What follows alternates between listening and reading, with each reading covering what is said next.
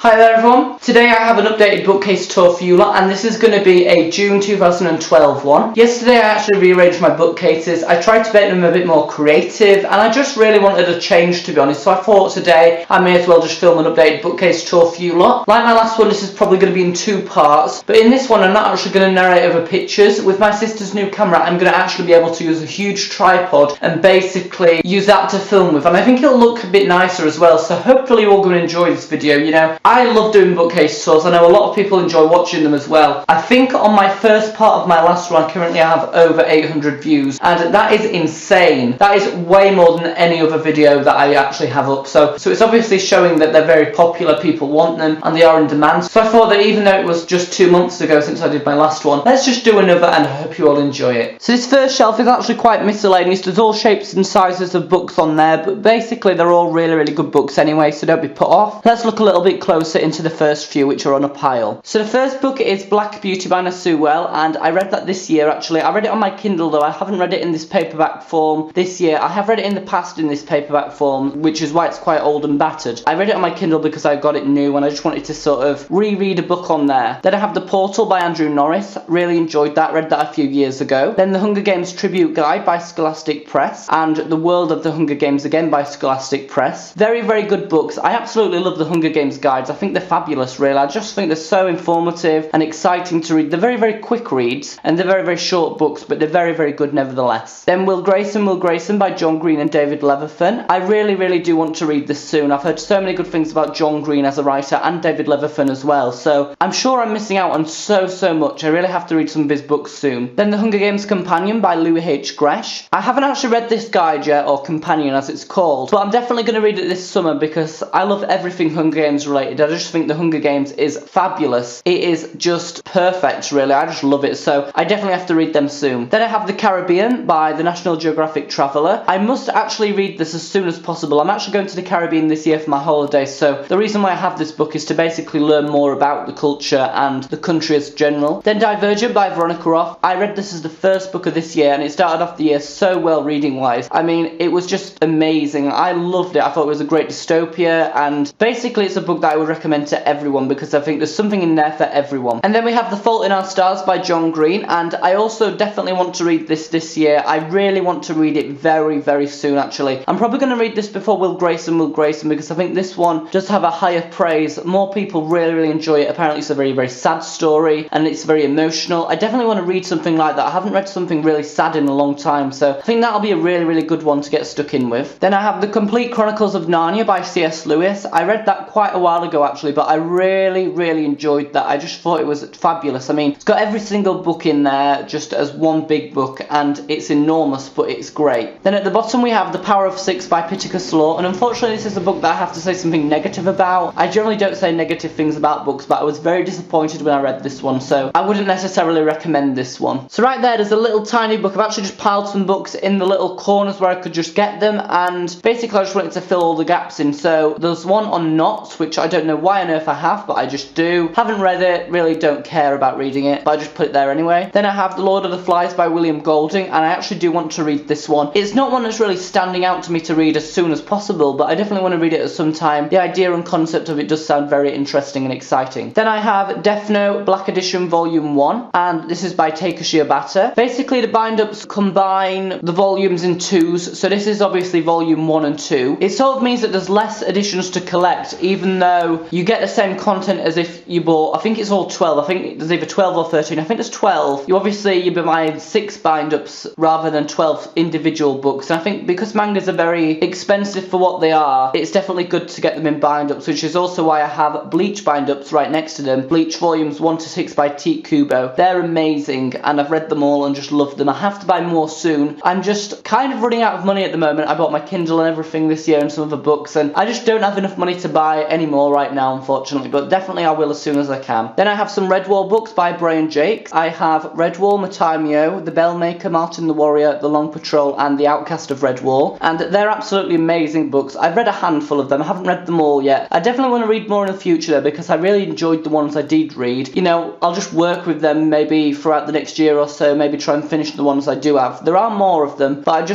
I get these from charity shops basically. They're very cheap, and they always seem to be in charity shops. I don't know why, but they They just always are there, so I always pick them up when I see them, and they're really, really good. Then I have The Lord of the Rings, The Fellowship of the Ring by J.R.R. Tolkien. I generally hear very, very good things about this. You know, apparently it's a very, very good fantasy. Some people don't like it, so I'm kind of wondering, am I going to like it? Am I not going to like it? I definitely want to check that out soon and see what I think. And then at the bottom is also another book which I have not read. Most of the books on my shelf I haven't read, unfortunately. I'm going to read them soon. I know I keep saying soon, but definitely I will try and read them soon. It is The Emperor of the Field of Swords by Connig Wilden. And in that little gap right there, I have The Loop by Nicholas Evans. Must be about wolves or something. I haven't actually read it, but it sounds good. Then I do, of course, have the Harry Potter books. I have all of them, and I definitely want to read them as soon as possible, really. I've been planning to reread them for quite a while, but because they're very, very long and quite inconsistent in the sense that they start off very, very short and get very, very long, they do intimidate me and put me off, but I'm definitely going to try and read them and tell you what I think, because I have already read them, but I want to read them again because I haven't read them for ages, and they're really, really good books. I probably don't even need to go through the names of them because you'll already know them all, but let's just go through them anyway. They're all by J.K. Rowling, of course. So there's The Philosopher's Stone, Chamber of Secrets, Prisoner of Azkaban, Goblet of Fire, Order of the Phoenix, Half-Blood Prince, and The Deathly Hallows. So obviously 7 in total. Then the last 2 books that are just sort of crammed on the end here are Running on the Cracks by Julia Donaldson and Artemis Fowl by Owen Colfer. Haven't read them yet, but I definitely should read them as soon as I can. This next shelf is my Warriors shelf, my favourite shelf ever. I absolutely love the Warriors books. They are just the best, hence why I dedicate a whole shelf to them. Seriously, look how many books there are. Like, I'm really, really a dedicated fan, I really am. So the first 4 are field guides, and I have all of them. Battles of the Clans, Code of the Clans, and Cats of the Clans, and Secrets of the Clans. Really, really like them. They give great information about the series. Definitely worthwhile reading if you're a good fan or you may be interested in the books. Then I have some super editions. Again, I've got all the super editions. I've got Blue Star's Prophecy, Crooked Star's Promise, Sky Clan's Destiny, and Fire Star's Quest. I just love them all. I just think they're so, so good. Definitely some of the best books out of all the Warriors books. Though, to be honest, all the Warriors books are so, so good. It's really hard to compare them in terms of saying which is your favourite and which is your least favourite. Right here at the top, I just have some random books which are just up here. Firstly, I've got the French edition of Into the Wild, which is called La Guerre de Clan, which means warriors in French, and then Retour à l'état sauvage. Not sure if I said that right, but it does mean Into the Wild. Then I have some Warriors mangas right here. I've firstly got The Rise of Scourge. Then I've got the Grey Stripe mangas, Warriors the Lost Warrior, Warriors Warriors Refuge, and Warriors Warriors Return. That is such a tongue twister for me, saying Warriors Warriors. It just really is. Or is that just me? Probably it's just me. But yes. And then here we actually start the actual series of Warriors. There's so many sort of special editions and field guides and stuff like that that it does take a while to get to the series on this shelf, but definitely let's start looking at the series now. So the first one is the original series, which in my opinion is the best by a mile, and we have Into the Wild, Fire and Ice, Forest of Secrets, Rising Storm, A Dangerous Path, and The Darkest Hour. I just think the original series is by far the most unique and original, and it's just great really, so I definitely think it's a great start to the series. Then moving along, we have the New Prophecy series and The Power of Three, which I'll go through. So the New Prophecy consists of Midnight, Moonrise, Dawn, Starlight, Twilight, and Sunset. Then The Power of Three consists of The Sight, Dark River, Outcast, Eclipse, Long Shadows, and Sunrise. I don't think the New Prophecy is very, very good. I do think it gets a bit boring with all the journeying and everything. It's quite repetitive in my opinion, but you know, nevertheless it's really, really good. Like I said a minute ago, it's really hard to compare the Warrior books. But on the other hand, I think The Power of Three is a very, very good improvement on the New Prophecy. They definitely improved since writing the New Prophecy. And The Power of Three does involve quite a lot of magic and stuff with the cats. It is more fantastical than the other books, but I think once you get used to it, it's actually okay. It's quite interesting and different, which is probably why the writers put it in there. Please notice how I'm actually saying writers as a plural word. Erin Hunter is actually a pen name, and there's now actually 5 Erin Hunters. It's insane. There used to be 3, then 4, and just today they've released a 5th new Erin Hunter, which is just amazing really. She sounds so, so good, and her name is actually Gillian Phillips, and she will be an absolutely amazing author. She's actually joining the Erins to write the Survivors series, which is their brand new series, which is actually released on my birthday, the 21st of August. So that is a great birthday present for me. The Erins timed it very, very correctly. And then there's Tui Sutherland, who recently also joined to write the Seekers series. I think she joined in 2007 though, so it's not that recent, but you know, it kind of is, if that makes sense. And then all the actual original Erin Hunters are Vicky Holmes, Kate Carey, and Cherith Baldry. They have been on the Erin team forever, since Warriors started. So the Erin Hunter series are actually Warriors, Seekers, and then Survivors. Anyway, on to more books. I have the Omen of the Stars series right here. Some of these these are in hardbacks, but you know, they're really, really good actually. I love the Omen of the Stars series. The Fourth Apprentice, Fading Echoes, Night Whispers, Sign of the Moon, The Forgotten Warrior, and The Last Hope. I just really love them books so much. I mean, the Omen of the Stars series is probably their second best series. I think you really get used to the cats, and in the last book you really sympathise with some of them. You get really sad that it's the last book in the series, and quite a lot of cats actually die in that one. Very dramatic. So I think this next shelf isn't as colourful actually, it's quite dark. I've kind of put the darker books on this shelf actually to sort of keep them together. I do like to kind of colour coordinate my books actually. I know some people like to do alphabetical stuff, but all that stuff for me just gets really annoying, so I just like to colour coordinate stuff. I'm a bit OCD, I like stuff to look really nice that way, and that is just how I do it. So let's look, and for this video, for the first part, I'm probably only going to have time to look at half of this shelf right now, but obviously I'll be continuing to look at other books in the second part. And this shelf contains Hunger Games books. Look at them all, how beautiful, and even more right there. But anyway, if we start right at the top, I have Lord Lost by Darren Shan. I haven't read this yet actually. It's quite a sort of horrifying dark read kind of thing anyway, so maybe could read that maybe in October or something, which is obviously quite considered a scary month. That would probably fit the time of year quite nicely. Then I have the first 3 books in the Gone series by Michael Grant, and probably after all my summer exams I'm actually going to read these because apparently they're full of action and a lot happens in them, and I love books like that which you just can't put down because so much happens. They just sound so thrilling, and they just sound amazing. So there is Gone, Hunger and Lies. I just love them UK covers as well, how they got neon and stuff. It just looks great really. I mean, just looking at them on the shelf or when you're holding them just makes them stand out really, and I'm sure they're so good. I mean, here they are all right here. You can just see the neon sides of them and they're just so great. I mean, just look at how amazing they actually are. They just look great, don't they? And then I have the Skulduggery Pleasant books by Derek Landy. I have Skulduggery Pleasant, Playing with Fire, The Faceless Ones, Dark Days, Mortal Coil, and Deathbringer. And I've only read the first 2 in that series. I know I should read them faster. They are by Derek Landy, who is a great author, and I really need to get on with them. I really must read more because they're just really good basically, and the first 2 were great, and I'm sure the rest are all as good, or if not better, because you know, the ones I've read were just fabulous. Then I have some TimeRiders books by Alex Scarrow. I have TimeRiders, Day of the Predator, The Doomsday Code, and The Eternal War. Now, I did buy these last year and I haven't even started reading them yet, but they do sound very good. I know quite a few people have actually read them. They said they were really good books, so you know, I'm sure I'll enjoy them as well. Then I have The Eagle of the Night by Rosemary Sutcliffe. Again, have not read that, but I definitely want to read it soon. Again, a bit like I said earlier with Lord of the Flies, it's not one that really stands out to me to read as soon as possible, but it'd be a nice read when I do get round to it. Then I have some Cassandra Clare books right here. Oh my gosh, I met her on Tuesday and she is a great author. I've only got 2 of her books, but I must get more. So I have Clockwork Angel and Clockwork Prince right there, which are both books in the Infernal Devices series. She also writes the Mortal Instruments and is planning to write the Dark Artifices as well. I think they're going to be starting release in 2015 or something, probably when all the others are finished. And when I met her, she was a great author. These books are actually signed. Actually, I'm going to show them right now because she was just great, and she signed them and wrote a great message in there, and oh my gosh, I loved it. If I can get them out. So here, look, it says Fudjack, and then it says Cassie Clare, and oh my gosh, it was just great meeting her. I just think she's an amazing author, and it was great to meet such a great author in my local bookstore. And at the top again, you're spoilt for choice on my shelf because we have another absolutely fabulous author who is Suzanne Collins,